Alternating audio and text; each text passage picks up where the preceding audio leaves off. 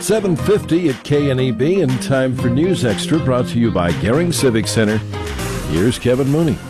Thank you very much, Dennis. Good morning, everyone. We're very pleased to have Chad Haun, a National Weather Service meteorologist from the Cheyenne Weather Service, with us today. We're going to talk about weather spotter training, storm spotter training, coming up in various communities around our area, including one here. So welcome. Glad you're going to be in this whole area for about a week, huh? Definitely, yeah. We'll be here tomorrow and then back to Alliance and Chadron on Wednesday and Thursday. All right. So let's talk about exactly where these spotter trainings are, first of all. The one here will be at the Haun Center tomorrow, right? That's correct, yeah. WNCC will be beginning that at 6 o'clock. It'll run about 75 minutes in total. And we would just be happy to see folks come out there. I'll be the one giving that presentation. It's a multimedia presentation, hopefully giving folks the tools that they can use to help us provide better information to the public. Yeah, and it lasts, like you said, about 75 minutes. And the crowds you get for ours in Scotts Bluff is actually about as big as you get anywhere, right? They are. For our whole area of southeast Wyoming and western Nebraska that we cover, the Scotts Bluff attendance is always the high point for us. All right. One time, I think 200 people, right? 200. We had over 200 there last year. That's fantastic. So I'd love to see again that great crowd and the importance of having weather spotters. Critical to you guys, right? Absolutely critical. We have a lot of tools that tell us a lot of fantastic information, but one thing that we realize is that's only a part of the pie of what's occurring. And none of those tools replace the eyes on the ground that spotters give us to give us that information. All right, so it's wonderful to have trained folks. Once you get there, learn how to kind of look at clouds and understand what's coming and what is a worrisome cloud and what isn't, right? Well, we want folks to be able to report accurately to us, ultimately. Yeah. And this is that part of that education of giving them the tools to provide an accurate report, because the last thing we want to do is issue a warning and have it not be the most accurate information. Yeah, right. So. Okay.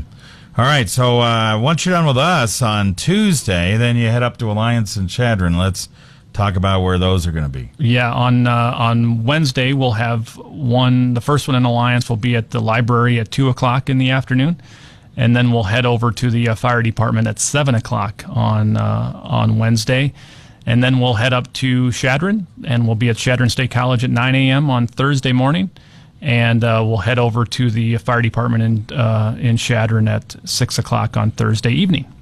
So like we said, he's going to be in the whole area for most of this week, all the way through Thursday, and we'd like to see good turnouts up in Alliance and Chadron as well. Absolutely. You know, maybe they won't be as big as this one, but close to it, hopefully. Definitely. We always get good turnout, and one of the things that we find is that the further stretches from the radar is more difficult for us to see with that tool. And in places like Chadron and Alliance being so far away from our radar in Cheyenne and the closest adjacent radar in Rapid City, it's even more important and more critical for volunteers to help us with that information. All right, very good. This also is Severe Weather Awareness Week. Tell us about the safety drill that we're going to do on Wednesday. Yeah, we'll have a statewide tornado safety drill that's going to occur between 9 and 10 a.m. In that, we will issue a severe thunderstorm watch. That's a test to practice our communication. And at 9:30, we'll issue a test tornado warning to ensure that we have all the communication things ready to go in advance of severe weather season. In that, it's a good time for folks to begin to think about their planning for what they would do in the event of severe weather striking.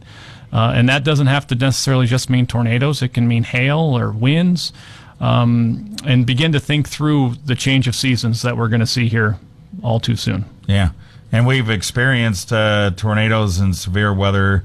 Really weird. We've had tornadoes in this state over Christmas time this past year, and So it can happen at almost any time. It really can. The most frequent time of year is the months of May, June, and July for us. Mm-hmm. But yeah, we had Christmas tornadoes out towards Minden. So weird. Yeah.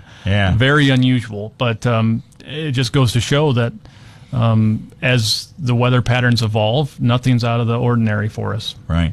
And when we also, as part of this testing we do Wednesday, and even as part of the spotter training and everything, some of the terminology that you guys use when you issue watches and warnings and all that type of stuff, people need to be aware of what those are, right? It's important that folks know what the messages mean when they receive them. So when we would issue a watch, whether that be a severe thunderstorm watch or a tornado watch or a flash flood watch, it just means conditions are favorable.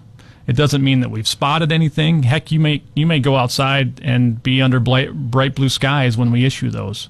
That just means that conditions are favorable for the development of that phenomenon.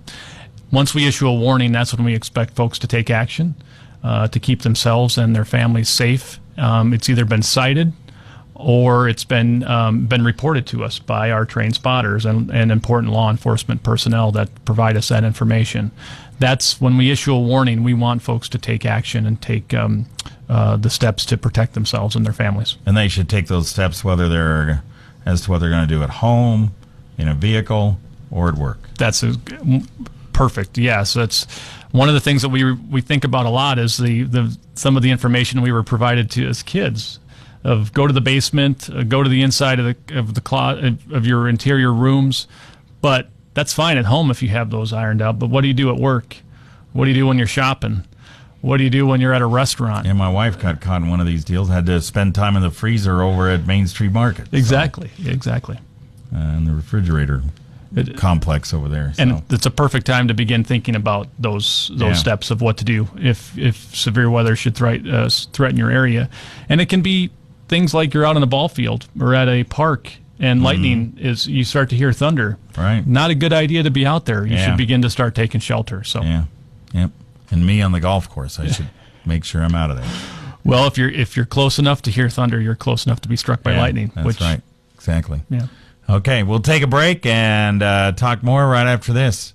Having food that is consistently great is something worth talking about.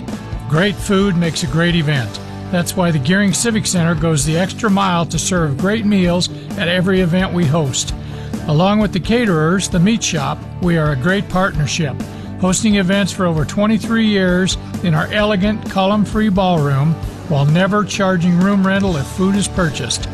Visit GearingCivicCenter.com or call 436-6888. All right, we're back on News Extra. We're talking to Chad Haun from the National Weather Service over in Cheyenne. Don't forget the Severe Weather Spotter training tomorrow night, 6 to 8 p.m. over at the Harm Center in Scotts Bluff. They have a couple of those spotter trainings up in Alliance the next day on Wednesday, 2 p.m. at the library, 7 p.m. at the fire department. And then on Thursday up in Chadron, 9 a.m. at the college, 6 p.m. at the fire department. Chad, there's been some talk about with all the snowpack, we might have some possible flooding issues this spring, but maybe some of that's been alleviated over the last 30 days. Huh? Well, it's not, the month of April is such an important month for us when it comes to additional precip and how quickly it begins to melt. Yeah. And so we'll see what April has in store for us, but certainly the last 3 to 4 weeks of drier weather has helped alleviate some of the snowpack and the snow, especially in the Laramie drainage upstream and the upper North Platte, which is the southeast Wyoming drainages. There's still quite a bit of snowpack across the central part of the state that will feed into the North Platte as well. But we needed to have a few weeks of dry weather to alleviate some of those concerns in the snowpack. The western part of Wyoming certainly still has an abundant amount of 150+% of normal out there. So they'll certainly add to that. Fortunately for us in our drainage here, that all gets fed north up into the northern part of Wyoming and won't impact us all that much. So as of right now, we see the flood potential has decreased some, but we'll just have to see what April has in store with us. That's right. And we see what happens with the rains and all that kind of stuff. Well, precipitation. Exactly. And it just doesn't have to be additional snow. It can just be prolonged cooler weather that it doesn't melt. Yeah. And if it goes too far, then we start to have concerns. All right. Chad Haun with the National Weather Service. We're glad to have him as our guest today on News Extra. Appreciate you coming in. Thank you, guys. We love being here.